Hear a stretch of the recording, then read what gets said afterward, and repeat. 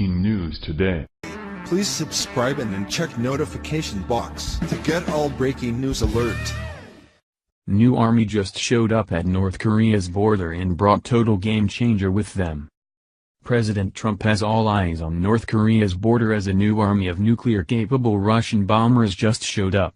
They performed a flight mission around the Korean peninsula, which has been criticized as an action done in response to the United States and South Korean military drills that occurred earlier this week.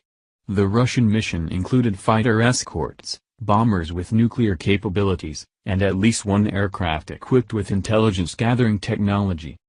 A spokesperson from Russia's defense ministry released a statement that might put people back at ease. They stated our long-range aviation pilots, according to an established plan, regularly carry out flights over neutral waters over the Atlantic, the Arctic, the Black Sea and the Pacific Ocean from their bases and from tactical airfields. However, that doesn't put South Korea at ease. South Korean officials suggest the Russian flight violated their airspace. This places some sideshow undercards entertainment between Russia and South Korea in the mix of the main event, with the United States squaring off against North Korea.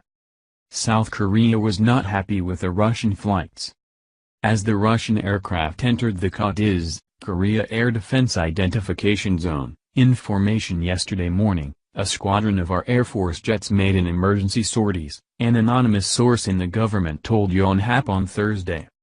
The flight was announced by the Russian Defense Ministry on the same day the Russians officially complained about the war games between South Korea and the United States, leaving little doubt that the two incidents were connected.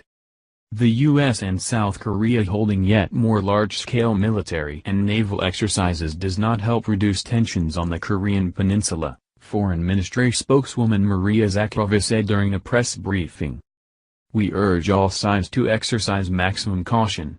Given the arms buildup in the region, any rash move or even an unintended incident could spark a military conflict. It appears as though the Russian Defense Ministry announced their flight, but it happened on the same day Russians complained about war games with South Korea and USA. People gathered there was little reason to suggest the flight was not connected to the complaint. On the contrary, the joint practices between South Korea and the United States were planned well in advance. So it's not safe to assume this was anything done in an offensive or aggressive manner. This was something planned well before tensions were rising, so it's not a safe assumption to assume the joint exercises between the USA and South Korea were done to show strength or action towards North Korea or Russia. Russia making itself known in North Korea is a game changer, and not a particularly good one, especially since, along with China, they're one of Pyongyang's closer allies. If there's anyone who should be shaking right now, it's North Korea. Either Trump or Putin could point a finger, say boom, and annihilate the North Koreans in a matter of minutes.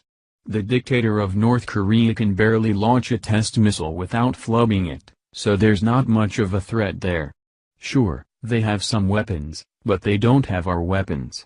The American military, under the lead of Mad Dog Mattis and President Trump, will not be defeated. The Americans will win every battle and every war if they're required to fight. The best scenario for North Korea is for their leader to act less like a dictator to his people or step down. The population of North Koreans living under a miserable dictatorship needs to end, but that is essentially their problem. America can't just step in and dethrone the leader of North Korea. That's not how this works. America can and will defend themselves and allies, but they cannot simply move in and remove someone's leader. If they did, then that might open the door for war crimes and really spark a third world war. World War III is something most sane people would like to avoid, even though we know the outcome would see America go undefeated with a 3-0 record. Some suggest Russia and China might be playing games with the United States, but I find that hard to believe.